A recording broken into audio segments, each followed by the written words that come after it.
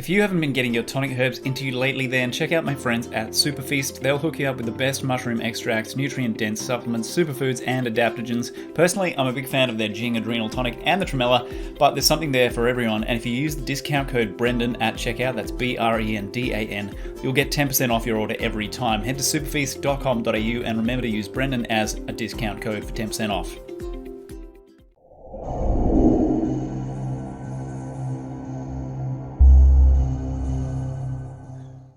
All right, welcome to the show. This is Truthiverse, and I'm your host, Brendan D. Murphy. This week, I have the pleasure of being joined by Michael Tsarion, who, in this community at least, probably requires no intro, but I would like to get one from him anyway, regardless. So, Michael, A, thanks for being here, mate, and B, maybe you could give us a quick background. I wanted to ask you actually what was it? Was there a trigger moment that got you onto this path to do this work, or was it sort of a gradual process? Were you in a life situation that led you down this road? What happened?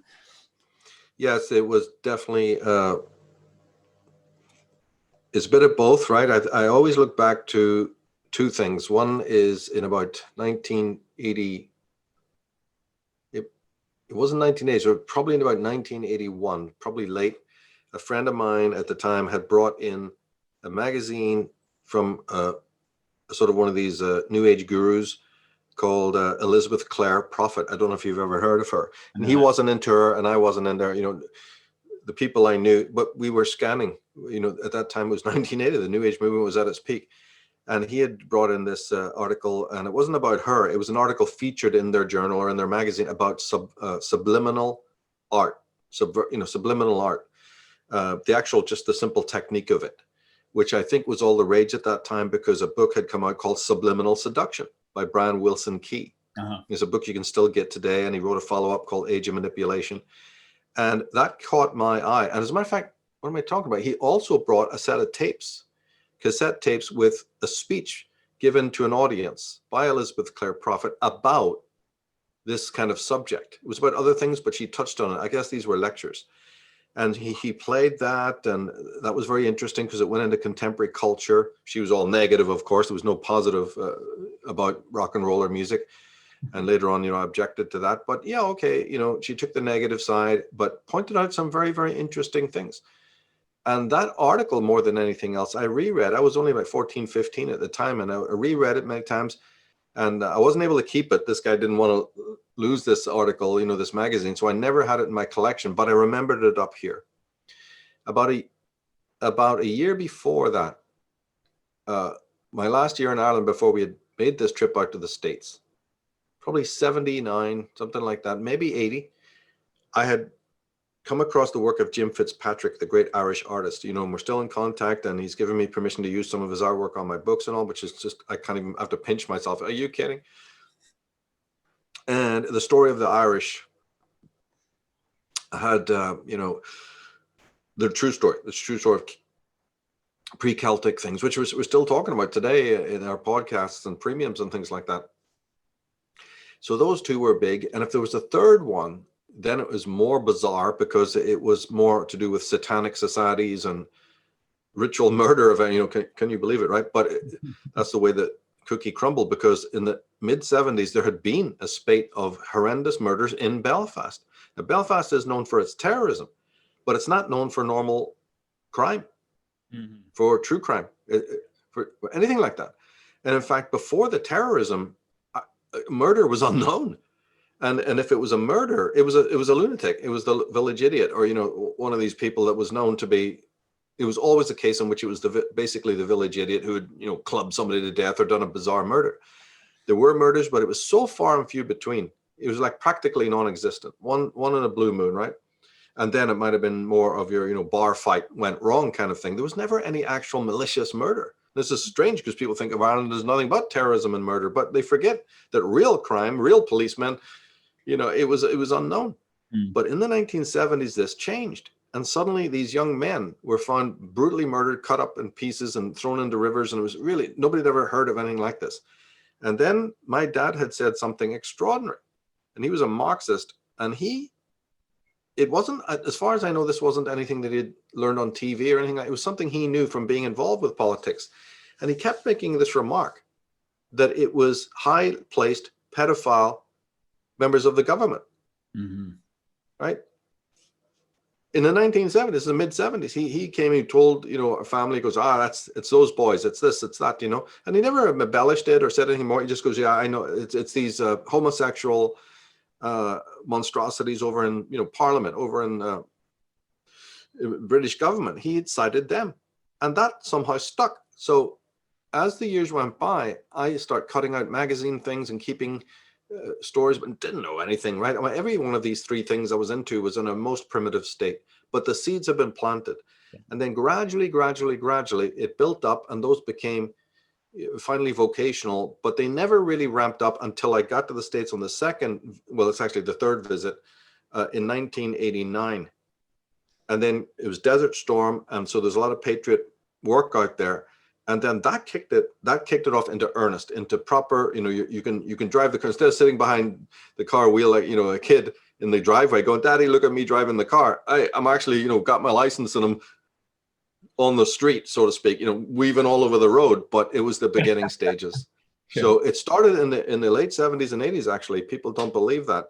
Yeah. But in a sort of a sketchy way where I could have been diverted, from it. It would just been a hobby. And so the way I look at all my work, even today, is that it's a hobby, all caps hobby, important hobby. But how the hell did it get to doing podcasts like this? How did it get? I've lost track of how that even happened and why, because it's not something that was intentional, Brendan. Never. Yeah. So, I mean, have you along the way? You refer to it as a hobby, but I mean, this would be your full time, surely, for a long time, your full time kind of work, right? Yeah. Yeah. Yes, it was the research alone. Forget getting on public television or whatever, that would happen about 98. The research alone suddenly started to take over. And then I had to decide to not do this and not do that and work part-time and have nothing but house. I had a very bad time in that 90s period in America with bosses. I don't know if it was just me or it was the work that I was doing at the time. Can't really peg it down. Maybe it was them. I think they were all arseholes, and that's wall-to-wall arseholes is what you're meeting. So yeah, they didn't give you any leeway at all, and it was absolutely dreadful. So I tried to pull down to part-time, which is the way to save yourself to keep the job, because if you're full-time, I was working in jobs at full-time, which is just putting a target that when they want to cut staff, they cut the full-time first. I don't know if you've ever had that phenomenon in Australia, but it was a really big epidemic one in Bay Area where they were cutting corners. Yeah. And so if you stayed full-time, your job was taken away. Whereas if you went to part-time, maybe say only 3 days a week, you'd be on Skid Row, you'd be on breadline and like that, but you might just keep your job.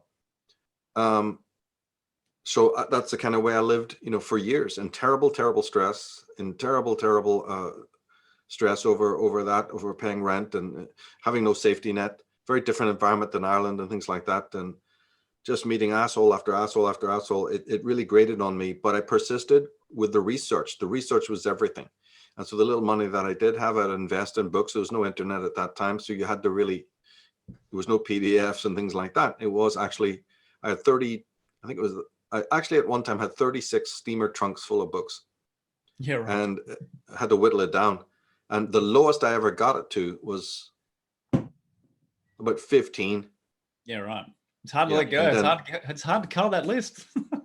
Yep, it's very difficult. And 5 of those ended up being videotapes. The most I whittled it down to was 5 crates of videotapes, getting worse and worse and worse every time I played them. A big liability, but I kept them to the end, until the internet came along, and whittled down the books even more. Basically, giving armfuls of books away.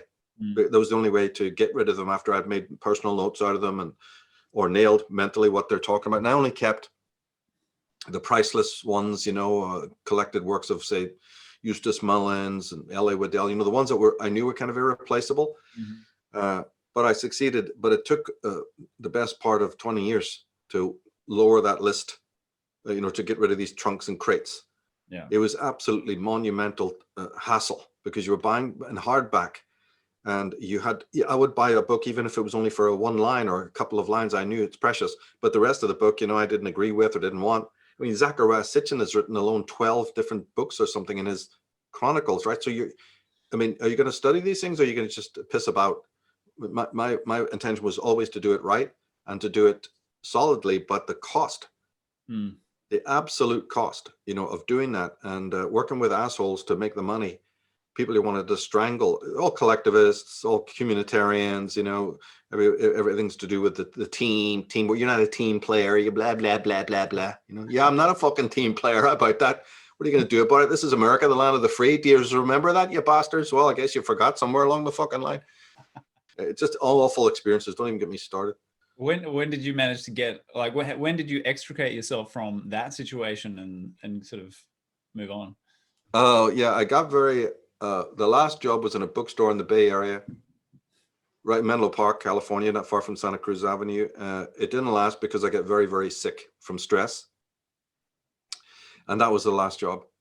Yeah. I had to be literally carried out in a stretcher. Basically, the owners of this pathetic bookstore, this place, turned up. Actually had to see them. They were multi-millionaires from the East Coast.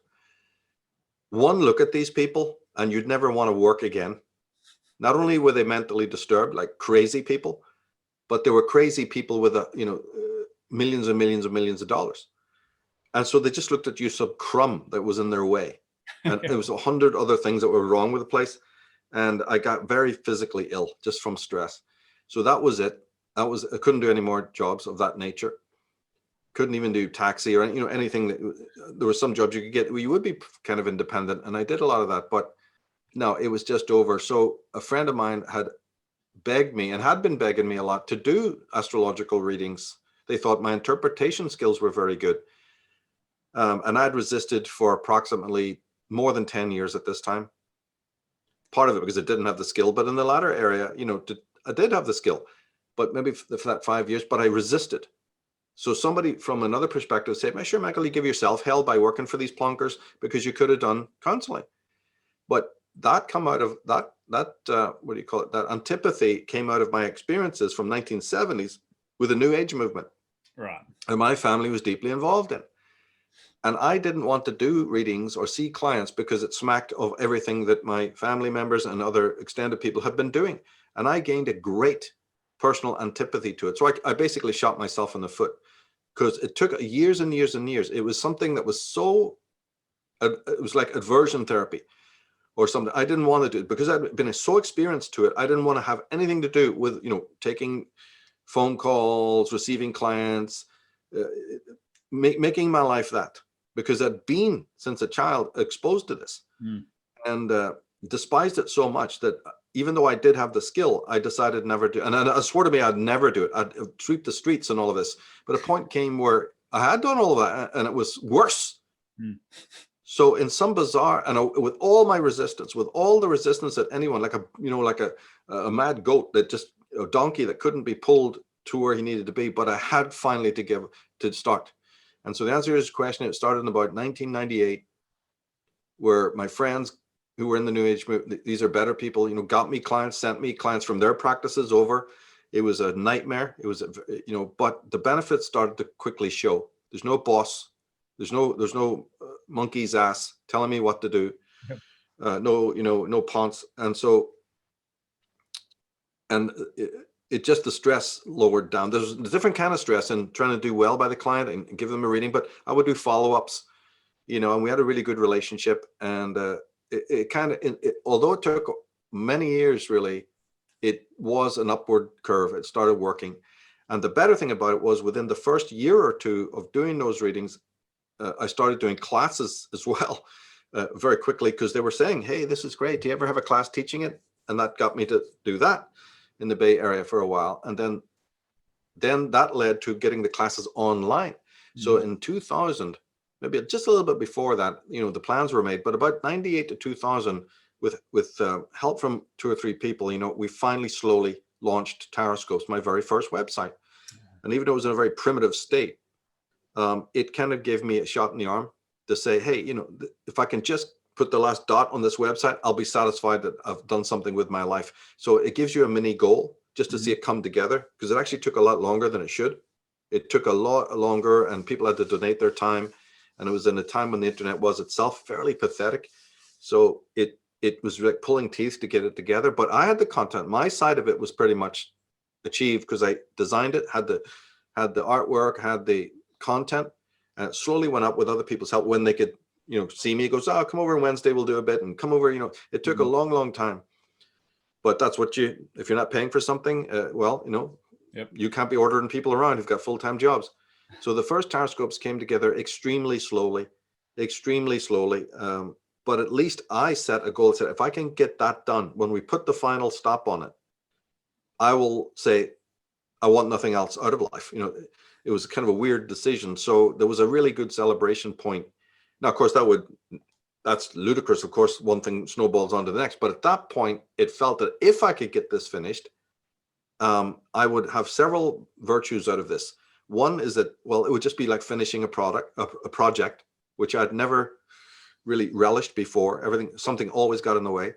And secondly, I could empty my brain of all of this 25, well, by that time, it would have been at least 15 years of research. That's a good number, because again, it goes back to the mid-'80s, and that's true, because in the mid-'80s, I had gone out into Ireland, into the field to study the megaliths. So a lot of things that I'm doing now did indeed start there. The people believe that or not. The reading of Jim Fitzpatrick and many, many, many other books. So yeah, I could empty a lot of that out. Not all of it, but the great body of work was just rotting in there, floating about, could get out into tactile form. Even it was badly written and horrible low resolution pictures. You should have seen the thing.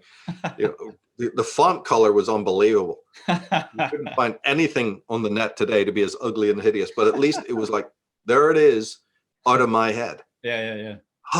If I need to know it, I can go and, oh yeah, I remember that. But I can actually disgorge it in some way, leaving mental room then for other studies. There's an old Sherlock Holmes story, I think it's called Study in Scarlet, in which the character Sherlock Holmes says the mind is not like a room with elastic walls in which you can just continue to, bung it full of stuff. And that is kind of the way it is, because I felt very much that my mind was overcrowded with information, and it's going to have to take a different form. So, but even though I wasn't a writer or a web designer or a public speaker, these things opened up, because just that action of saying, can I get this out of my head? You learn to write, you learn to put it out there. Things I had no skill in from school onwards, I was total failure and all of that, started to develop in its own gradual way, like a sort of apprenticeship. Only trouble is, it turns out thousands, and then suddenly later hundreds of thousands are watching your evolution, because they're all reading the stuff on the site. Yeah. But this is kind of like before email, so you don't really know any of this. I'm just putting it up there in this way and reading it back to myself and fixing it and adding and adding. In 1 or 2 years, you start to realize this is public. People have been following you. People have been I've got people email me saying, I was printing out the first crap on your website. He's me, burn it, for God's sake, save yourself. Come back and read it now. But it just took on a roll from about 2098. I was doing TV, so that date is important, because cable TV in the Bay Area was calling me, and I did several shows with them. Some of it I've got on archive. It's been put up, now and again. Good interviews, good people who helped run the Conspiracy Con conference, and they later approached me in something very, more than anything I just said. Something happened much more important than that. Was in the year 2000, in June. Never forget it. You see, it was a summer in June, and wrong. It was probably the Whole Life Expo in San Francisco, which is around about April, May actually. And I was at this conference, and the people, Victoria Jack was there, who runs the Conspiracy Con conference and the UFO Expo. She's really when she was alive, she ran the UFO Expo, but her friends, and she was also part of the Conspiracy Con. These are big conferences in the Bay Area. Yeah. Yep, I'm walking over to, I vaguely recognized her, because when David Icke first came, I went to his pilot conference in the Bay Area. It was in San Carlos at the Marriott Hotel, and I knew her face, as you're meeting people and stuff like that. So I said, oh yeah, you're what's your name? Oh yeah, Victoria. She goes, yeah, good, we're bumping into you. Would you like to come and talk at my conference? I'm standing there with a friend, right? I go, what? She goes, would you like to come and do your talk on Atlantis at the conference? And I'm standing there going, sure, you don't know me from Adam. I was the only chaperone to, Jordan Maxwell or one of the other guys. What the fuck are you talking? And what's this thing about Atlantis? I'm no expert in Atlantis. I've not done a book on it. I have not written on it. There's no stuff on my website about it. There's a lot about astrotheology and related matters, mythology. I don't even remember what was on the first tarot. Oh, well, a lot about tarot. It would have been a lot about astrology and tarot. And I'm looking at it, right? And I said, yeah, okay. I actually more like hear myself saying yes, right? After 10 years of saying no to everything in the Bay Area, including no to, having a career and doing readings and all, I hear this voice going, oh, okay. And I'm thinking, idiot, what have you just... So they walk away and I'm standing there like, what did you just do? And actually it turned out that this conference was coming up in like a month. Oh, shit. Yep. Oh, and by the way, in the meantime, I was taking my first holiday to Sweden. That's why I don't forget this time, right? And I'm thinking, oh, you Burke, right? So I packed up the biggest hold all, one of these wheelie ones that anybody's ever laid eyes on. It was mega sized, and there was about 100 books in it. These people at the airport were just going, and what's your game, mate? This thing weighed a ton. I took every book out of these crates that I had that even looked like it was even remotely connected to the prehistory, and Atlantis. And I did have a whole bunch of stuff, but I was taking books this thick, and the thing ended up busting, right? But I take it over to Sweden on my first holiday. I didn't see Sweden. I didn't see the country because I'm like this. And my friend's family members and other people and friends we were meeting were going, what's wrong with him? He doesn't interact. And she goes, my friend said, don't worry. He has to do this big conference. They explained that, there's a big thing coming up and I have to do it. And to my horror, I never saw the country. I was like, oh, lovely. Just hang on a minute, underlining this. But it all came out good. And then I get off the plane on the way back, and 3 days later is the conference. The phone rings, or a message had been left by Victoria Jack saying, basically, she's short and sweet, and she said, do you have a book? Bring it with you because you have a table. I didn't know anything about any of this stuff. And I'm going, what's she talking about, a book? Other people's books? Well, I don't know. And then I got the phone. I was very confused. I said, what do you mean by a book? She goes, do you have a book? Have you written a book? I said, no fucking way, right? She goes, well, do you have any speaker notes? I said, yeah, I've typed out a few. She goes, bring them. Spiral bound them, do whatever, staple them and bring them because you'll sell them. And if you don't bring it, I'm not letting you in. So all these speaker notes that I did, in fact, have, there's no PowerPoint that will come the following year. I did run down, and it was a weekend, so none of the printer places were open. And the ones that were open was like Kinko's, which at that time was 6 cents a page, which was, I couldn't afford. That's how I told you, have no money, right? And then I suddenly remembered that up in, not far from San Carlos, this is, in the Bay Area, not far from there was a printer that I've been walking past as I went up to this British food center, which was my shopping habit. And I did remember this guy who printed.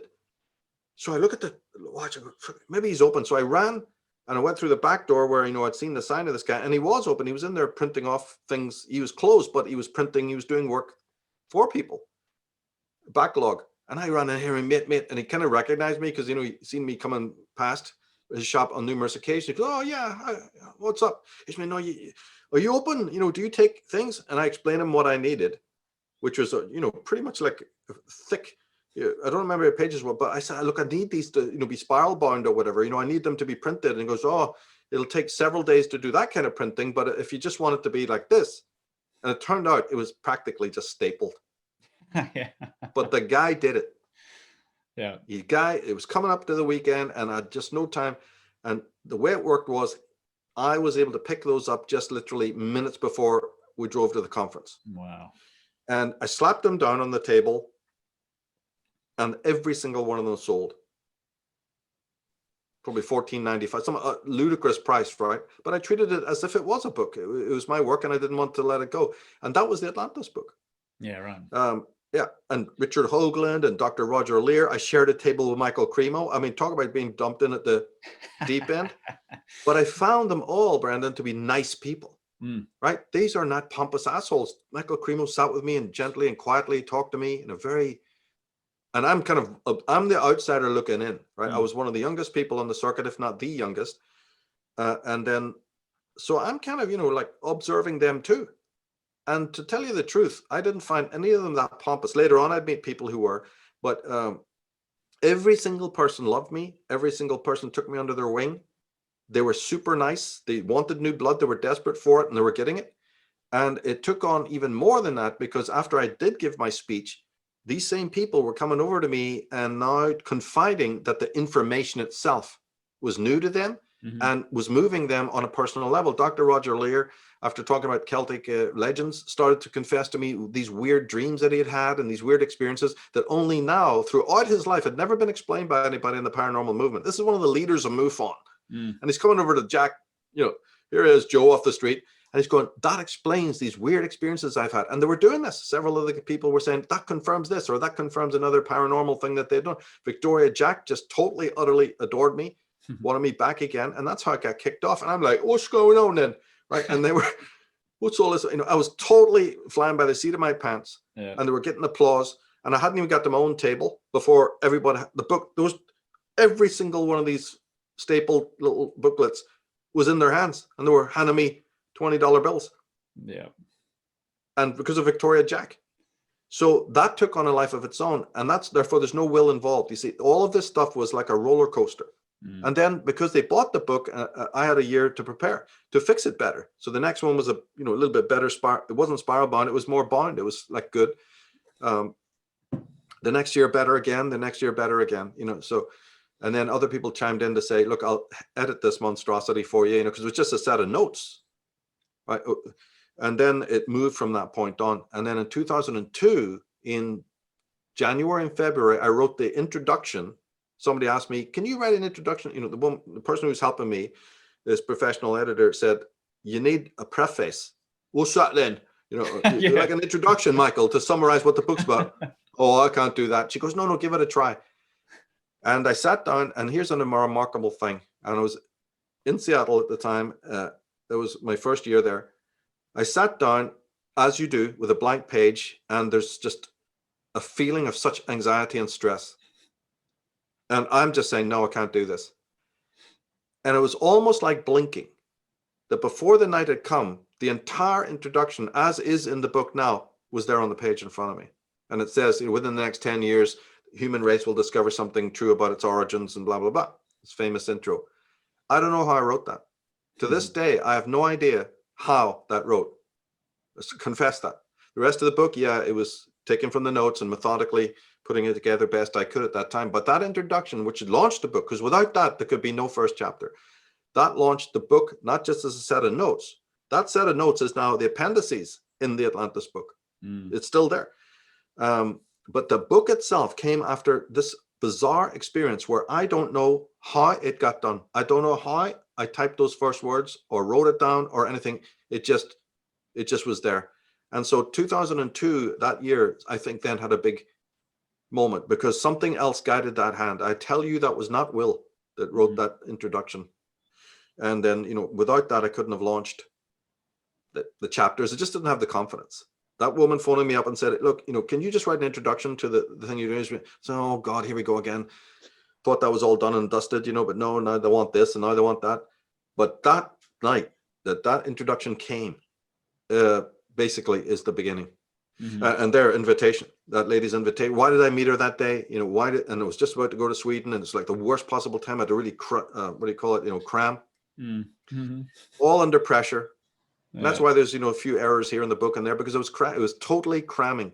She goes, you better bring your notes or I'm not letting you into the conference. And she had a very stern way about her, And I said, oh no, not this. So, I just threw things together, unedited.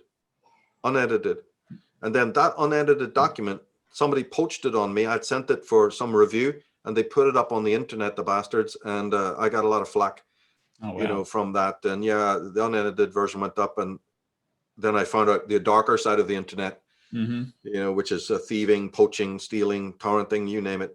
Then I was beset with that problem. And then the feedback from the Christian groups and all sorts of weird groups about, well, he doesn't know what he's talking about. So it was negative as well as positive. Oh, well, there's nothing to sweat about when the Christians don't like what you're doing.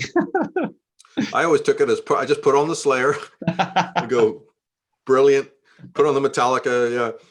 and just say, yeah, keep it all coming, but it was brutal. So it was, no, I never worried about them. I knew I was so strong in my content. I was just disappointed that they'd have such a brash way of doing it, because I'm open. My door at that time was open to anyone say, you got a problem with something, contact me politely with respect, and we'll talk about it. Yeah. And do you know that I'd say about 40% of my work from the beginning has been perfected because of exactly what I'm telling you. So it's a reality when people like yourself said, Michael, you got that wrong, or Michael, here's how that story really went, or here's an addition, or here's a better, source, or sending me pictures. I responded to that. So if you have another group that's so dirty that they hide behind a moniker, an avatar, or whatever, a handle, and just throw spew at you, and it wasn't just Christians, by the way, it was a lot of people in this movement, then I just couldn't understand that and had no time for that, because my work was embellished by people saying, have you read this book? And to this very day, our latest guest, Caleb, just gave me 3 books I never heard of. 2 days ago, I've got them on order. Beautiful. So that was my way of interacting with people respectfully. Yeah. I didn't get it back. Yeah. I didn't get it back. But I had a very small group of people who liked it. Now, I didn't even really care about the audience, to tell you the truth. I didn't get a chance to. Because all of the people that were the leaders in this field were so welcoming to me, and this includes Jim Mars and many others I could mention. I hope I will be able to, even some of them were Christians. They didn't say bad, but they didn't say good, but they were welcoming me there. People like Stan Monteith were saying, more the merrier. You don't, what you say doesn't interfere with my beliefs. Well, I'm thinking, great, because what you say doesn't interfere with mine. Let's get all around the table. Mm-hmm. Well, there were Christian thinkers in the movement who were like that. Yeah. Rolf Epperson and others who just welcomed you in and had no problem. So I thought I was spoiled by that. And so I didn't even get a chance to think, what's the audience thinking then? What's the audience thinking? Because I had such a reception from the original group. And then this one lady who ran this, was at the UFO Expo, said, I run the conferences up in Seattle. Would you like to come? I'm thinking, I've never been to Seattle. I'm not worried about the conference. I said, oh yeah, I'd love to, because I've never seen, a lot of my life is, about seeing places. So I said, I've heard a lot of good reports about Seattle. So I went up there, and this was in 2001. If I mentioned the month September 2001, might it ring any bells? So I don't know what's coming around the corner, right? So they invite me in May, because I was at Conspiracy Con, which is always in May. It's always on Memorial Day. And this lady who puts on the conferences up there, and by the way, I didn't even realize at the time that MUFON, this extremely important paranormal UFO movement, and NUFON as well, there's several, Peter Davenport, were all actually in Seattle. I didn't know this. And I didn't know that the 3 families that started MUFON live in Seattle. I had no idea that when I walk up and do that conference, here's the creme de la creme of the entire paranormal movement in America. It's their home ground. I'm glad I didn't know that, because I just would have melted, right? And then a point came where I nearly canceled the conference, but then it went down and then back up again. And so I'm on the plane, and I get there about the 5th of September 2001. Note that, right? And the conference is about to come up on the 15th. Well, what happened to America on 9/11, September 11th? Mm-hmm. Holy shit. The place is in lockdown. There's cops everywhere. There's army, there's police. I mean, it's just unbelievable. And the airport is completely off limits. They're not even letting flights out. After the conference, I'm trying to get back to the Bay Area. So I do my little talk there. Oh, I do the conference. And the way it worked was, I think I'm getting the dates mixed up here. I think that, that's right. The conference that I actually went to the first time in Seattle was in May, the same month as they put on Conspiracy Con in the Bay Area. They clash. It's not a very clever business move. So I did the first conference, the first visit to Seattle was actually in May. But it was a sellout. They were all over me. They were very, very popular. And this time I think I did have a slideshow, primitive as it was. And then these 3 families welcomed me to their tables, the ones who had, pioneered it, and they're all in their 60s, and they just loved me. And they say, Michael, do you do anything else? So I whipped out this 5-page brochure, and they saw this thing about Kabbalah and sacred symbolism and all these different things I had listed. And they went, oh my God, we got to bring you back. We're very into this. And it turned out that they all were interested in the subversive use of sacred symbolism. Mm-hmm. presentation or whatever. And so they invited me back special in the September I'm talking about. Just me alone to talk at this place, this venue in Seattle. So I say yes, and I did commit, and I came. And this is the event then that I was trying to, after I did it on the weekend, trying to fly out. 9/11 had happened, and there's no flights out. And so I stayed extra days in Seattle and got to live the city. That's how I ended moving there. And finally, there was some flights. That was an incredible day that day, the flight at the airport at SeaTac. I had to spend hours and hours and hours and hours waiting. There was no flight, so it was like you could just bed down. And I did. I climbed over a wall, jumped into the back garden of the Radisson Hotel, which is near to the airport, and slept in the grass. And then snuck in and there was a big banquet on. Probably the Shriners or the Masons, for all I know. That would have been a laugh, wouldn't it? But this big, and I'm going around looking for a kiosk or a Denny's or something like that. And I find that there's this the Radisson had just this mega, I don't know who the hell it was, because the whole place was empty. And there's all these tables lined up full of grub that they'd been eating, like this big banquet. So I'm like, yo, right in there, pour ourselves coffees and all, still hours for the flight. And I wolfed down all these sandwiches and shit, thinking somebody's going to come in and go, "Oi, what do you think you're doing?" But nobody disturbed me at all. Wow. And I climbed back over this rampart that leads to the hotel. It was just such a crazy day, and got down the day that the UFO Expo was on. So I got out of Seattle after 9/11 and got down there for the 15th or something when this other conference was going to be on. Guess what? Only a handful of speakers have turned up because they're all scared shitless. This conspiracy con, right? Yeah, and they're all too fucking frightened to fly. So there was a couple of speakers there, but half the gang hadn't turned up out of pure fear. Yeah. So now there's a panic on, and Victoria Jack and all doesn't know what to do. And so somebody else is rewriting the opening speech because of what's happened. They scrubbed the one that was going to happen and they wrote a new one, which was really great. And it went on. There was just enough people there for the conference to go on, and I'm never going to forget that. And then very shortly after that, by October 20th, I'd moved to Seattle. I packed up everything and actually moved from the Bay Area to Seattle, and I've been there ever since. So that's how that happened. And several conferences, went to do several. But the trouble was that after 9/11, Boeing, all these people in Boeing lost their jobs because of the chaos, and many other jobs got lost as well. So there was a slump, there was an economic slump, and it hurt me because the Boeing Parapsychological Society and a lot of other societies in Seattle that were supporting me, asking me to come to these conferences and taking readings and all things, were all now people who had lost their jobs. So I get to this new city and I'm having a really good time. I love it there. But there's been a major financial slump. It hit other people as well, but it hit me really hard because who's going to afford readings or a class on esoterica when you're trying to put bread on the table? So yeah, there was suddenly more poverty. So I went through years and years and years of agony again, and that's when I slowly worked on the Origins and Oracles DVDs. And the reason was for that is because I had them on tape. Remember I told you that back in 1998 I had done interviews with the Bay Area. Yeah. And they'd presented me with tapes of those interviews. So I did have those tapes, but see, videotapes, every time you play them, they get worse and worse and worse in quality. So even though I was burning them off for clients, I stopped.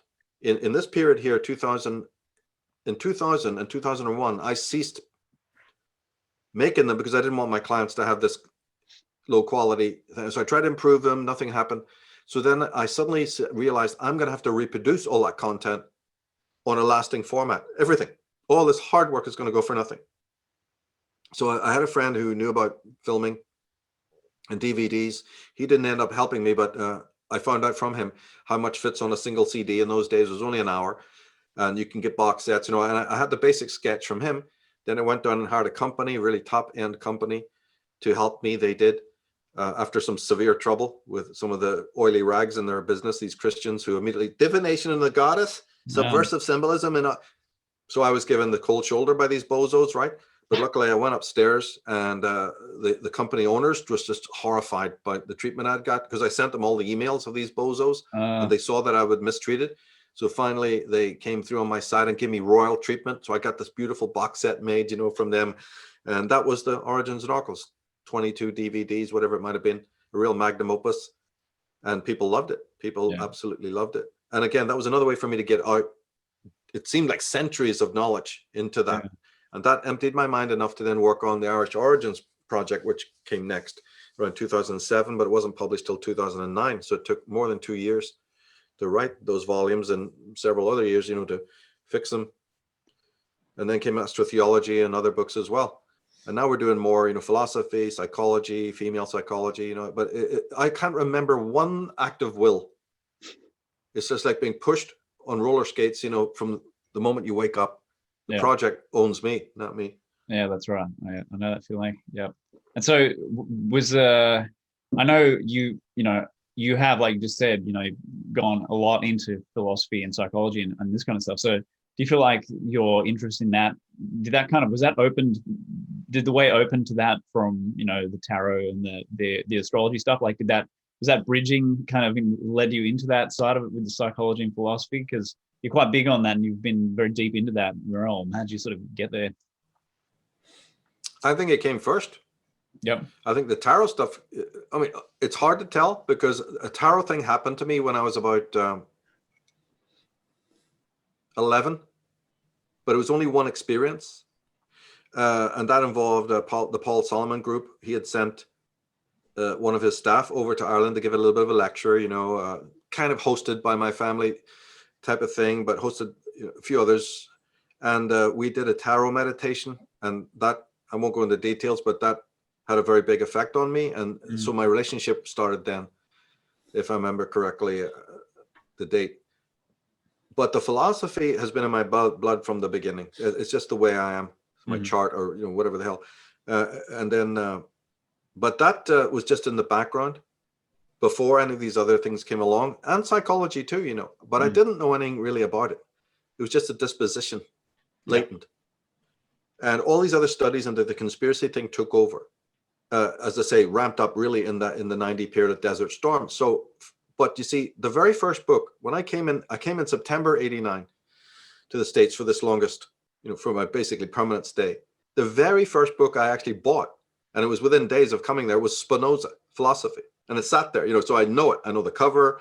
And then all these other philosophy books came and they were right beside my bed. So that tells me, I always have that as a memory, that it must have been important, very much important then. And of course it was, because 2 years before, in 1987, I start taking actual classes in philosophy in Ireland. Yeah, right. Not planned. It was to break extreme depression. I suffered from very, very major depression, especially through the 80s and other times as well. And if I knew at that time, if I didn't get up out of my bed, it's partly to do with the environment in Ireland, but other things as well. And I knew that if I didn't get up and do something, I would be dead. I would just rot away. And a friend of mine had been going to philosophy class for several years, got a degree and all this nonsense, right? And we talk. I was very philosophically minded, but he would throw stuff at me, and he was taking these classes. And I don't know, he kept on saying to me, you should go to the class, you should go to the class. And no one on this planet, and I swear by this, no one on this fucking planet hates mainstream education more than me. or had a worse time, except back in the Dickensian period. Well, actually, 1980s Belfast, yeah, we're still there. It's still Dickensian to that point. So I was like, that was really like garlic to Dracula. But I'm lying there as years went, a whole year had gone by. And then, I was in such a state of total, utter depression. It was about 87. And I suddenly decided, and we were together, and I said the unbelief, I couldn't even believe I was saying this. Is, so are those classes still on? He goes, oh, sure, they're always on. In fact, hey, if you go now, you'll actually be able to sign in. And he goes, I'm taking the class as well. So why don't I go down with you? It ended up, he didn't. But he said, I'll accompany you down to talk to the tutor. Jesus, talk about 6 donkeys being pulled down the street. I was so livid. I was livid with myself. I was going, why are you doing it? It's just wasting time. There's a million things I could be doing. And I was literally pulled. And I was down there, and the lights, it was nighttime. It was a rainy, windy day. And I went in, and it was bright lights, which I fucking hate, right? And there's all these students and shit. And it just smelled of school. And I thought I'd seen the back of that, years before at high school. No, we go over and we sit down, and this Jack comes and sits down, but I immediately like the look of him. So something about my past life in schools immediately changed, because when Alan sat down, I kind of immediately had a like to the guy. And it slightly calmed myself down. And my friend sat here and I just sat sort of like, disheveled. No, it's not me. He's re-signing up. But I signed. I couldn't believe it. But something about this guy, Alan, and he was the philosophy teacher, I liked. And it turned out that he'd been what we call in England, you'd recognize the term bin man. Americans don't know what that is, right? It's your trash guys. Yeah. Right? And he'd been a right boozer and all, and he was a man from the streets. Yeah. Like we were. And he had taught himself philosophy to get out of the streets. Now that endeared me. That's Howard Rourke. Yeah. And I like that. So I signed up and I signed up the following year as well, and did the 2 years, but it was penniless. So I couldn't buy any of the books or anything. I didn't even have lunch. I didn't have 50 pence for lunch or anything like that. So I just stuck it out and went through it, not to matriculate, just to sit in the class. And it was tough. In those days, you see, bus drivers wouldn't pick you up if you were wearing like a heavy metal t-shirt, or you had long hair or whatever. So you wait at the bus stop in my home to be taken, and they just splash in the water, and drench you. Wow. So I'd end up walking through the rain and everything, to get miles and miles and miles to this college, and sit there shivering in the freezing cold. They didn't have any radiators. I mean, it's just an unbelievable scene. But my mind was alight. Yeah. So I tell you, the thing was so unbearable. Going there, sitting there freezing, storms would look, you think the windows were coming in. Really, really bad weather. But the success was I had to get out of that bed. I had to get out of the house and animate myself, and it worked. And I took English literature, as well. And so it worked. My mind suddenly was reading and studying and coming alive. Didn't understand dick, right? And I did make some notes in a folder, and I still have those folders today. I didn't understand much, but you didn't need to. My brain was finally being nourished, with your Descartes and your Nietzsche's and all of this, and Plato. So that's when the real philosophy, to answer your question, began. And then it never stopped. And I bought my first book when I got to American Spinoza, then moved to Hegel, So yes, it was always in the background, until finally now you got to a point where, books could be written and websites could be done. And I've got 2 websites on philosophy and several books and all of that. There's more on the way. Working on a magnum opus now on existentialism. We've done some very good podcasts as well. So thank goodness. So I would actually say it's the earlier interest, but it just didn't get a saddle. Yeah. It was always in the paddock, but it never got dolled up to go down the royal road, until much later. But in a way, that's good, because I've diligently studied it. I'm not just waffling. Yeah. Now that it has matured, at least it's good stuff, and I can trust it, and it's animated. But it started in those terrible days of chronic depression, and just not wanting to do it, but having to. Your body literally had to do it. Your mind actually had to move. Otherwise, you'd have just been rotted away, literally rotted away. My hair started falling out, I had my muscle atrophy. This all these weird syndromes. I know they have technical names for them. I was actually melting away, literally. And if I hadn't, the autonomic system, the parasympathetic, just, it was like living in Biafra. You just literally, the body will wilt away from depression. It's absolutely incredible. Yeah. But that's the truth. So look at the brilliant, it saved my life. It really did.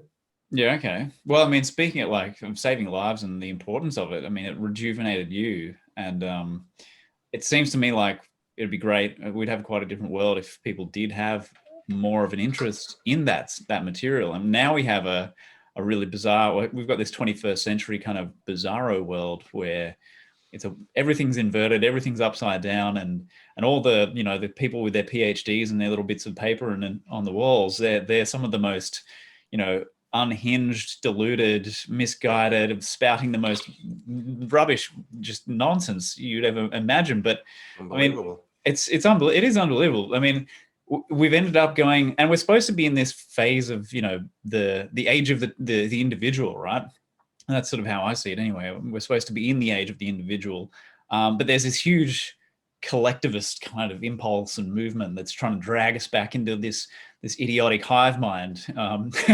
Let's kind of like go in this direction and chat about this. What are your first thoughts that come to mind?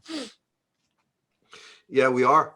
But you're right about these scientists. One other thing that they're doing, apart from spouting physicalistic nonsense, is they're stealing from previous scientists.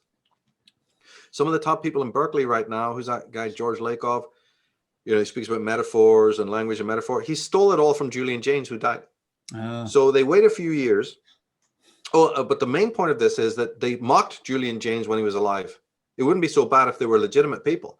This Ponce is stealing from a man who's dead and his reputation is gone. And his book was slandered and he was slandered. But this ratbag has gone in the night, nicked all Julian Jaynes's magnificent work on metaphor and put his own stamp on it. So these are ratbags, and I know how to destroy them because I know where their work comes from. I keep a track on what they're doing, and I know where they got their ideas, and I know where their turning points are, and all of that. It's just it's a foible of mine to keep interest in what they're doing, and it's scurrilous. It's absolutely, so you're completely right there. But you see, we are in the age of individualism, but for every, it's like I just said at the end of my Thule Society video, which will be out soon, for every step forward in terms of light, charity, hope, and justice, there's the devil leering at your side. And so now that we have the push towards true intellectual freedoms, in walks death and the devil to throw bricks and throw logs in the way. We have more evil now because there's a spirit of rebellion, as I call it in my articles, is manifesting. And that's true astrologically. Anyone who's got any astrological knowledge knows that that's completely true. Pluto, Uranus, Neptune, all the planets of that kind of spiritual level of individuation, let's just call it, is abroad in the world. We wouldn't be having this podcast now if it wasn't. So the evidence is there for it. But so are the deplatformers. So is Mark, right? Yep. Adolf, Zuckerberg, and all the rest of them plonkers. Look at the state of them, and they're very feminized. So there's a psychological aspect in there as well. They become completely feminized as males. You can see it in their features and their faces and in their voices and the rubbish they're putting out to the world. Mm-hmm. So we have more evil, but in a way that evil can be seen as a good thing, strangely, because it signals that there's a spirit of rebellion in the world. And that doesn't mean that it's, there's other problems along the way. Let's see what happens, because all the great institutions of evil still exist. The Vatican still exists, the papacy, the Jesuits, the medical profession, the lawyers, all of these evil buggers still exist. And they do so because, the eagles are still amongst the chicken coop, picking at maggots. They need to spread their wings and fly and inspire others to do the same. That's what I try to do. I know that's what you're doing. So, there's still early stages yet. But there's an old statement, isn't there, that one small match of light, lightens up a whole darkened room. So we have to look at it that way. And also always be champions of freedom. If people want to remain in the swamp, let them. This is my message, is that you never violate the freedom of the human race. If it wants to live in fear, if it wants to live in constant panic, if it wants to live in fear porn from morning to night, and if it doesn't want to pick up the great work and honor the mentors of the past, let it. Truth is not going anywhere. No matter, you can't lock truth up. And the thing is to take it into your heart, read the masters. Why would you want to resist that? And if you are a kind of person who is either resisting that or has a subconscious antipathy towards the knowledge, hey, maybe then you shouldn't even be near the fucking knowledge if it threatens you that much. Hey, I'm not going to shove it in your face. You don't pick up a Rush album and go, listen to this fucking album, I'm going to fucking kill you. Right? You wait till they get into the band or whatever, right? Yeah. Well, it's the same thing with other knowledge. If you have been told by the Moody Blues and Pink Floyd and Rush and all these great bands and many others I could mention. So, and it was just turning on a dial and saying, hey, I love that track. And then moving to the next thing and listening to the lyrics. It's as natural as that. So if you see that for a lot of people, it's not natural and they don't pick it up even when it's laid on the line right in front of them. Well, you know something? What kind of idiot are you to go in there and, try to re-hardwire their heads? No, don't do that. Just stay away. That's why we went behind Unslaved. I never was a fan of social media anyway. I had very little to do with it. Then I got deplatformed, way before I was deplatformed in first, like back in 2010, I'm talking about. And then a big one happened 15 when my channel that I had got for 10 years on the original Unslaved YouTube channel was taken down for no reason. Yeah. So that was when I said, well, that's good. Because now, because I'd been asking for confirmation. I was asking for a sign. Not saying yes or not saying no. I stayed very neutral. But the moment that site was taken down, I said, we won't build another one. Mm-hmm. You know, build a storage one or something, but it'll be private. And that's when we decided then to forge ahead with Unslaved. I had that site for about 10 years before. It was just a placeholder site again. And we then ramped it up into, you know, what it is today. So I just finished doing all the links for the last, just before we were talking, you know, did the links for the last Caleb. Mm-hmm. Well, actually I had two to do. The Bitcoin one, I always do the links. And yeah, those are quite lengthy to do those, and just finished before we came on to talk. The last one, Caleb Coley talking about the Great Commons Beaumont, so people can check that out.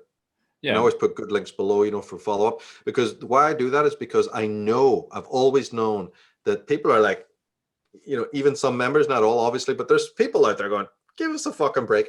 And then even members, when they tell a friend, girlfriend or boyfriend, those guys, I already know, they're sitting there, you know, cooking the bagel and going, give me a fucking break, to our members. Yeah. So I want those members to say, no, asshole. What I just told you is true, because Michael provides all these links below to confirm every word they're saying. Mm-hmm. So that's what I do to my members. Don't say one word. Don't accept one word of what I'm saying. What the, you know, Knights of Malta or whoever it is. Go and check these links below. They're neutral. The only reason they're Wikipedia, it's not because I love Wikipedia, but they don't break. Those, do you know what it's like to spend 20 years putting links and then come back and they're all gone? Yeah. From other websites and stuff. So just purely convenience, not because I'm a fan of Wikipedia, let's get that straight. Mm-hmm. But I do link there, and sometimes I'll link to somewhere else. But that is done entirely for educational purposes, because I know what I've experienced and what the members are going to experience when they turn around and try to say, hey, do you know, I just watched this thing and it says all this, and the responses are going to get. So yeah. I want them to go out with a full toolkit of armor and weapons to say, because come on, you got to say it doesn't exist, right? You're going to say these secret societies don't control the world. Come on, let's have that conversation then. And my members will win every fucking time. That's you know, that's for sure. That's why those links are there. Well, I mean, we know that the people who are, you know, have that attitude, right? I mean, they're generally they don't have the attitude because they're well informed. They have it because they're not well informed and they don't want to be. So it's like, it's an easy fight in one way, because you know you've got the facts on your side, but on the other hand, they're not listening anyway. No, especially when you start narrating the facts and they can see that you're on the strong ground. 9 times out of 10, they suddenly walk away. But at least there's a feeling of victory that because remember, there's elements of doubt in all of us who are studying these subjects. I want to go a few steps ahead and provide key information so that the person feels more confident. Maybe not at first, but after watching 2, 3, 4 podcasts and a few premiums, they go, all my last doubts are gone. All my last doubts are gone. It's right there. And this even is the case. And see, I'm not really even against that suspicion. If you have a Ralph Ellis on or a Michael Cremo, and we've had that, or a Sheldrake, it is so important that people digest their information. Yeah. Then the next step is, it's important that you are able to defend it out there in the wide world. Not get into punch-ups, but never lower your eyes. I always tell my premium members, the unslaved members, never let them have the last word. Don't do it violently, but do it in a way that is heroic, and you stand for the knowledge. Don't cower. Don't cow. Don't let them go, yeah, I won that. No, you fucking won't. I never allow them to do it. Yeah. Not that I'm in conversation with anyone, but, you know, in the days when I did, I would always leave them with that little pearl, you know, something about the Nazis or, you know, or whatever it may be. Leave them with that little element of doubt. And that's rehearsal, and that's practice, and that's really digesting the information. Somebody goes, but Michael, I'm too timid. You will. If you watch more, if you study more, you will find yourself being able to win those points. Yep. The only one who doesn't do it is the one who's just superficial. You know, I check it out now and again. Yeah, well, that's right. But the one who's really serious about it can give dates, can give names, can give something to the naysayer, and throw them off and make them realize, yeah, I don't want to have that conversation. But that's a victory. You've just won something. If they walk away from you, you've won. And that's the way I am dispositionally. It's the way I am more now than ever, because whether people have realized it or not, America's went through a major defeat recently. Mm-hmm. A very good man, a well-meaning man who wasn't a politician, was ground under by the same wheels of the same juggernaut that puts other people who are the worst tyrants in Oh, yeah. power. So for goodness sake, what is all that about? And then they're trying to justify it. Do you realize now that the Democrats on the left are in a complete state of meltdown because they know they have buyer's remorse over this lunatic that they put in the White House, and they're so discombobulated by it, just them, forget about any other Republican, anything like that. They themselves know in their heart of hearts, buyer beware. This man can get us into this, or the woman behind him can get us into a war with Iran anytime now. The hair trigger, and also they think it'll be good for the economy, and they want to have heads on walls. And so the Democrats now are realizing, oh my God, we voted for the wrong person. Most of them will never admit to get Mr. Trump back. Okay, that's understood. But they do know they've done the wrong thing for America by what they've done. They know they've got buyer's remorse. So it's sad that with hindsight, people can see this. And that's what Mr. Trump will do. He'll partially come back just to be, like he was before, a bit of a political spokesman or out there, not running for office or anymore, but maybe doing something along those lines. Who can tell? He couldn't come back anyway because that would just set the fires alight. Everything that was witnessed in the last several years was because he was in office and they wanted to get him out. So he knows if he puts his head around the door again, they'll go back to the mayhem. So he knows not to do that. But it still doesn't mean that he's out for the count. My prediction is he'll probably come back as a sort of a pundit, a few interviews, tell a book or, something like that. That doesn't irritate him to the point where they run rampant in the street. And I'm hoping that then from a more soft approach, his message will galvanize a new sort of conservative movement, not the Republicans you've got there, hopeless. They've stabbed him in the back as well. He wasn't just taken down by any Democrats. He was stabbed in the back from his own people. So there's many renovations need to be done. But despite the men at the top, what's really to be looked for is the people themselves, as you just said, really enjoying this fragrance of freedom that they haven't had for, even in the lockdown has shown them what can happen. You stiffen up on your legal rights, you stiffen up on the statutes, the constitutional approach, knowledge, and you try to slowly galvanize in your local community more people over to your side, through podcasts, through speaking, putting leaflets, doing public events. Something like that will have to happen to re-educate people.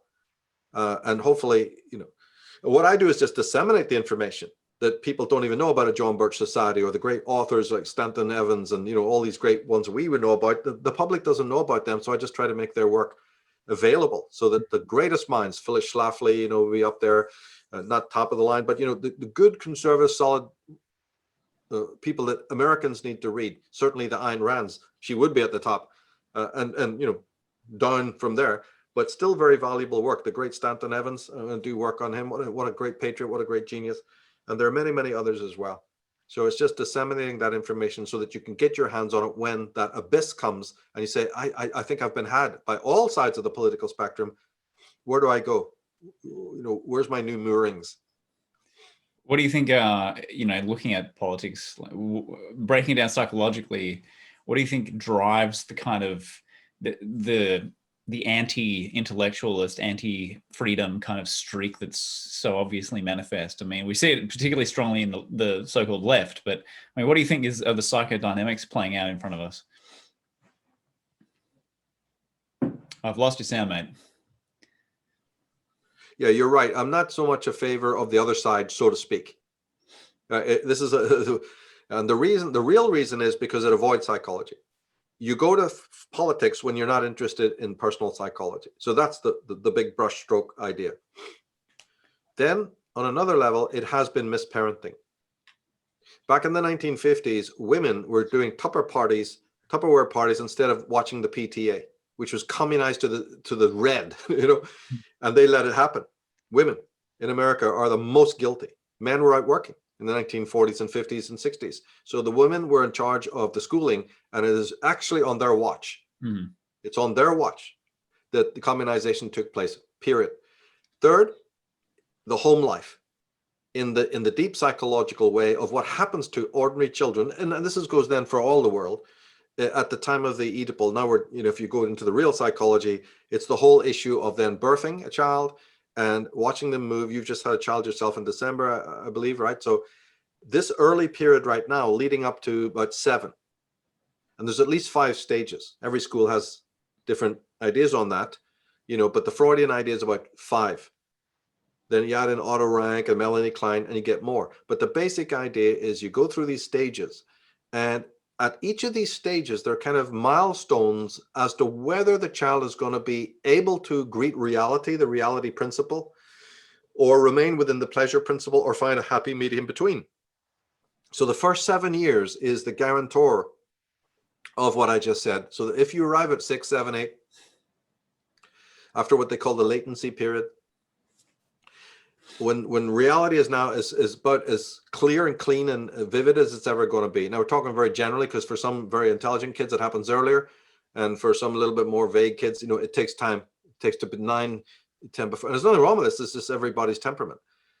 But the thing is that if the mother hasn't had her act together and is a very feminized type and hates men, that's the end of that. Because the vision of malehood in everything, not just physical men, but the whole of masculinity and what it stands for, is already disfigured, probably from the very early stages of the Oedipal.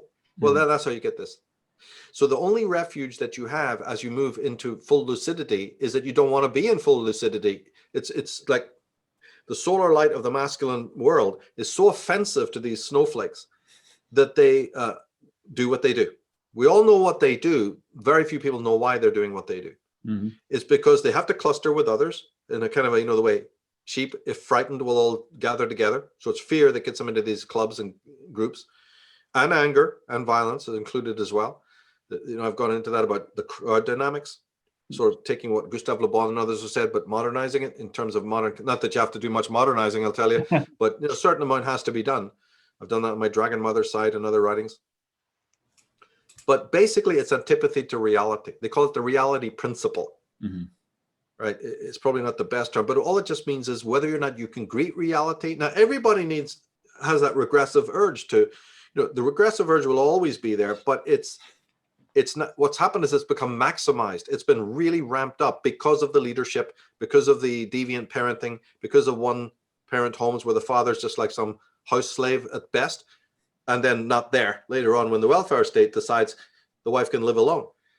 So Woody Allen said, you never meet the wife until you get into divorce court.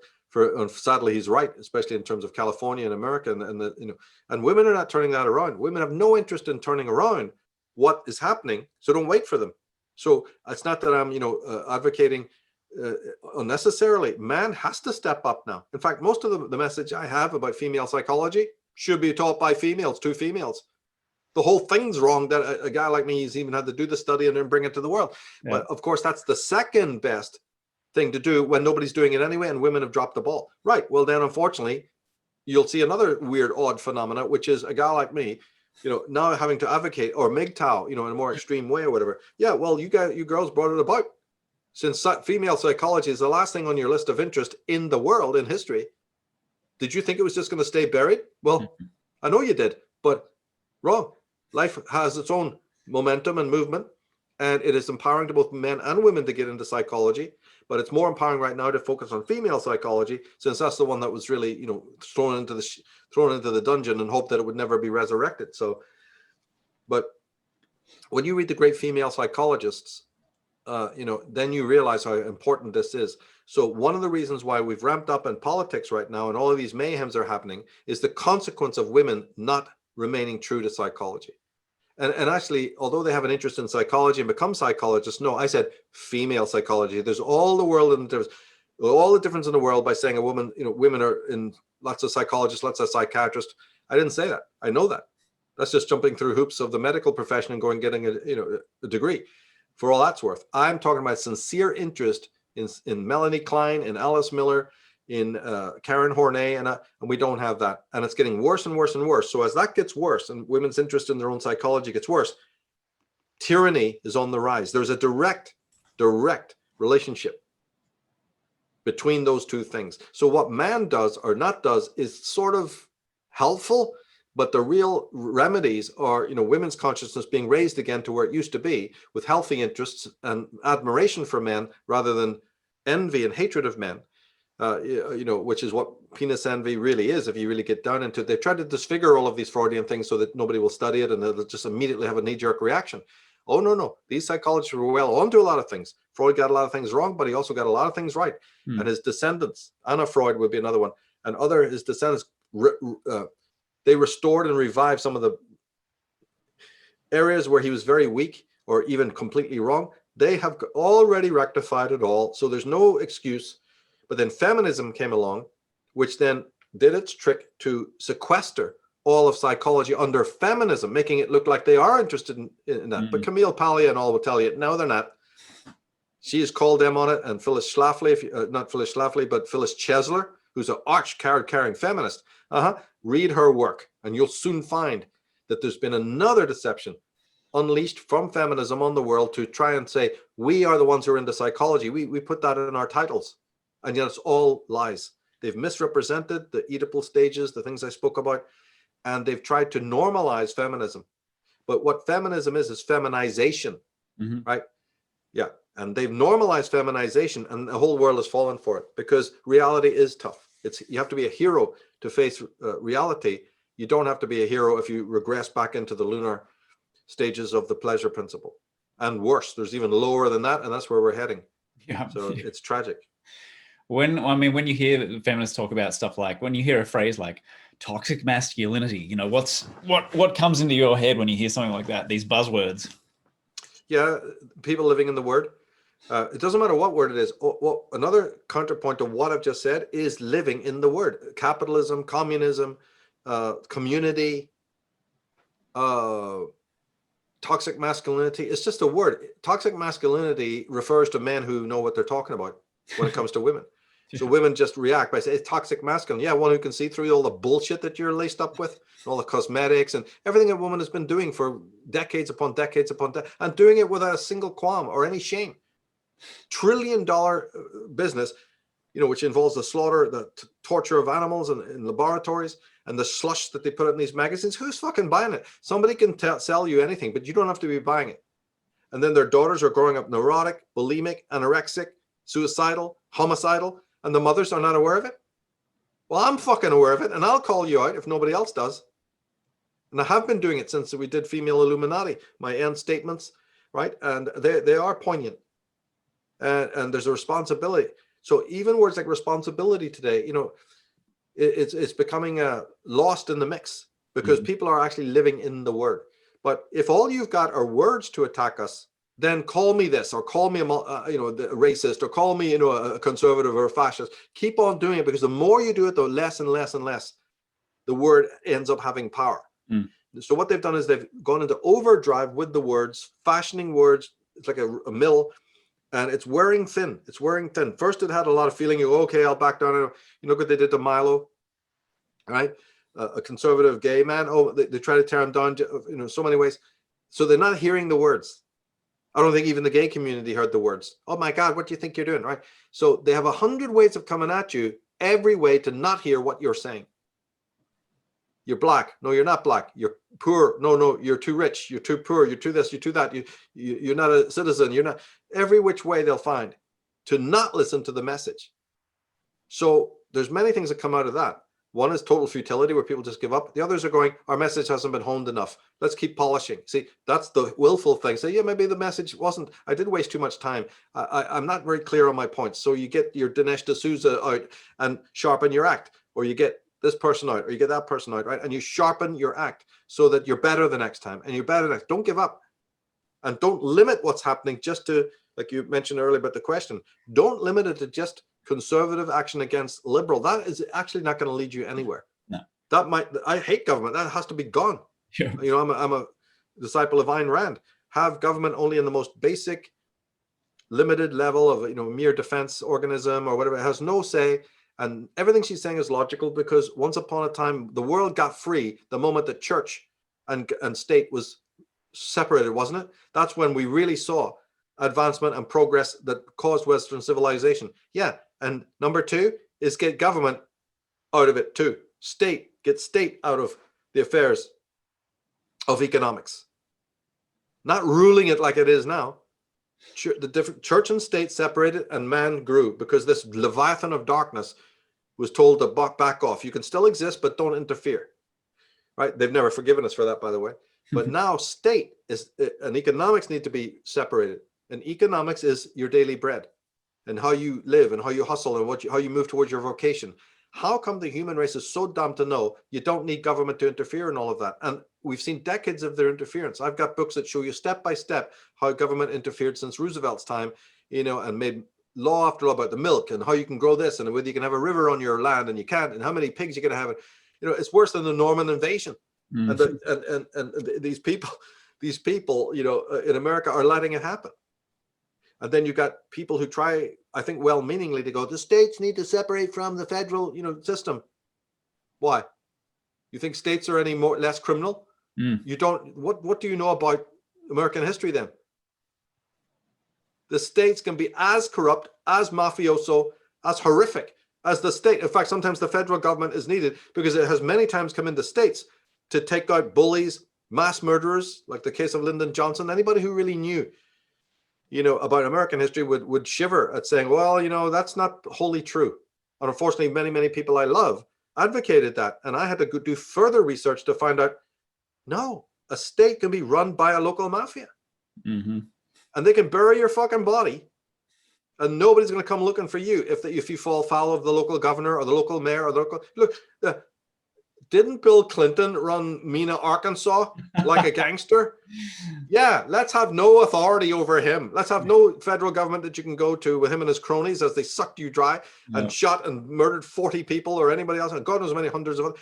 So wake up. That's not the solution. Federal government has done very mean things and very, very, violated human freedom, but so have local states as well. The Native American Indians right now are being given so much sovereignty and they're abusing it. My God, they're talk about bling. These guys themselves are a corrupt institution. So just because you've got sovereignty and just because you've got some other rights like that doesn't mean that you're pure and beautiful and going back to tribal ways. All you create is a new gangsters with their fucking cigars and their barbed wire fences and their strip limousines or whatever they call them. That was part one of my conversation with Michael Tsarion. I hope you enjoyed it, and stay tuned for part two, where he gets into PC, cancel culture, grappling with Heidegger, forgotten geniuses, parenting, his forthcoming work, Jim Keith, and much, much more. Enjoy. The Freedom Mirror is a community for entrepreneurs and business owners that gives you the tools and the system to create a new revenue stream online through high commission sales with automation and huge passive potential. With TFE, you can forget about small margins and small commissions and learn how to make 5 figures in 7 sales or less. To find out how to set up your freedom business, check out the free training at brendandmurphy.com/income. I've experienced censorship on no less than 4 different platforms so far, so if you'd like to help me get my work past the censors, please do subscribe and share it around for me. And also remember to join me on Truth.network, which is the platform I created for our conscious community to connect and gather away from the censors after Facebook shut down our page in 2018. So head over there, create your free account at Truth.network. It's TROOTH, and I'll see you inside. Take care.